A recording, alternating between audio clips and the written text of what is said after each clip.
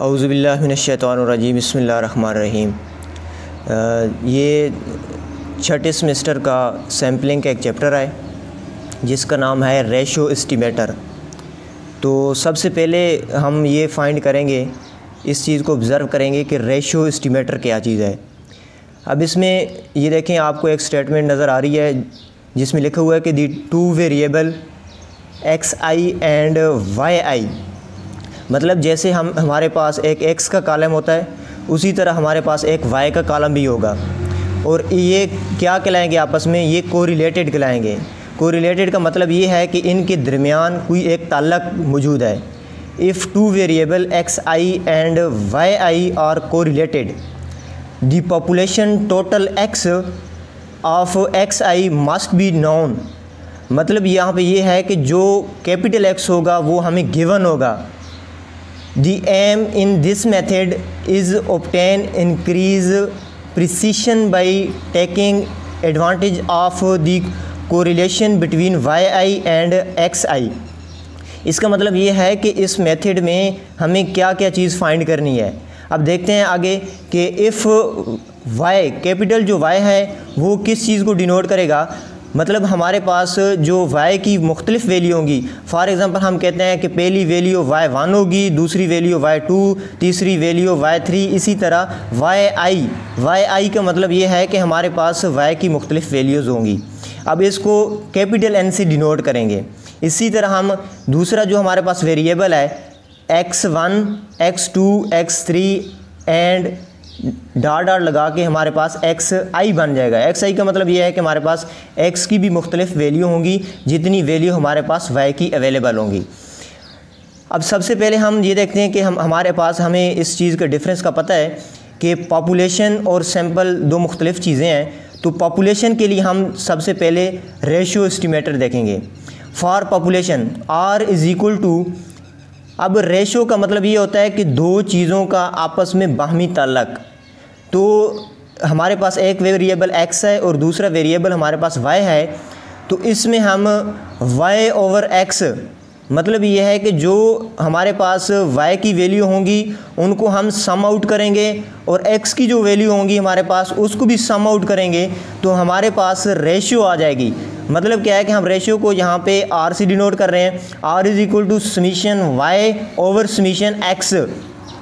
अब i is equal to 1 to n का मतलब ये है कि ये हम पॉपुलेशन के लिए फाइंड कर रहे हैं, और पॉपुलेशन के लिए हमारे पास जो नंबर ऑफ़ एलिमेंट होते हैं उसको कैपिटल N से डिनोट करते हैं। उसके बाद आ जाता है हमारे पास, अब ज़ाहिरी बात है कि जो समीशन y और समीशन x है इसको हम ये डिनोट कर सकते हैं कि हमारे पास mean of y over mean of x।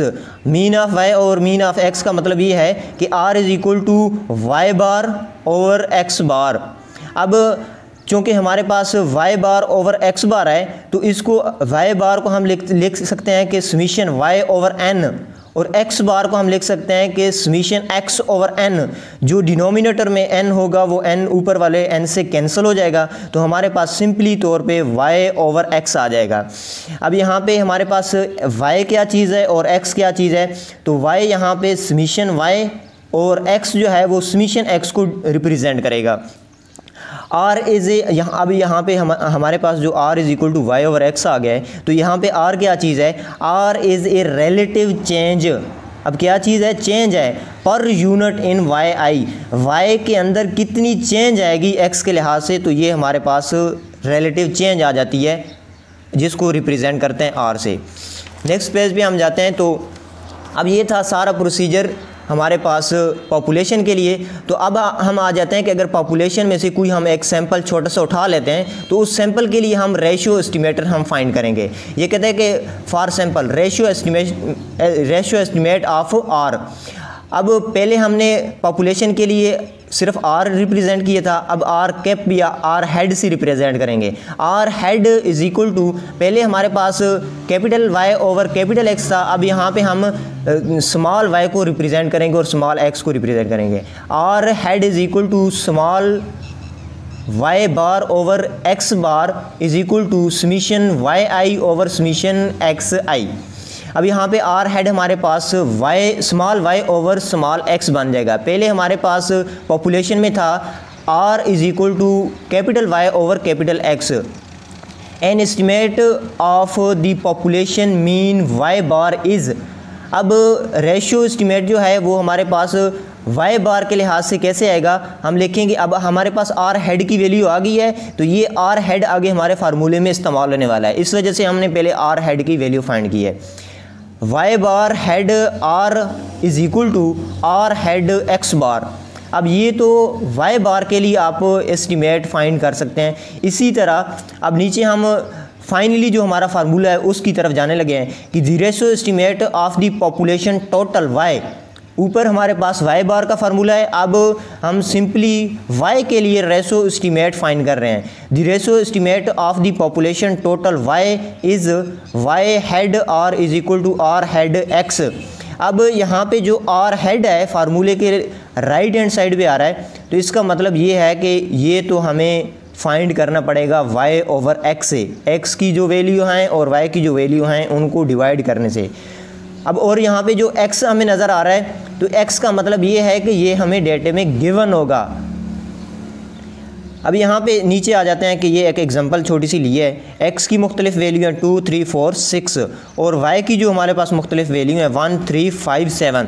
इसी तरह हमने x की वैल्यू को सम आउट किया, summation x is equal to 15 और इसी तरह as it is y is equal to, तो समीशन y जो आएगा हमारे पास 16 आ जाएगा। अब यहाँ पे जो हमारे पास x आता है फार्मूले में, तो x इज़ इक्वल टू 15, ये हमने अपनी तरफ से लेट किया है, ये हमें गिवन होगा, जैसे हमने फार्मूले में कहा था कि ये नाउन होगा। उसके बाद आ जाते हैं हमारे पास y जो होगा small y is equal to summation y is equal to 16, x is equal to summation x is equal to 15। We know that, अब हमारे पास जो फार्मूला था y hat r is equal to r hat x। अब r hat चूँकि y over x होता है, तो y ओवर x की नीचे हमारे पास वैल्यू अवेलेबल है, मतलब 16 ओवर 15, और x जो है ये हमें 15 गिवन होगा, जिसको हमने कहा था कि x इज़ नोन, कि x की वैल्यू हमें गिवन होगी। तो y hat r ratio estimate of y हमारे पास आ जाएगा 53.335। ये हमारा पहला टॉपिक था सैम्पलिंग का।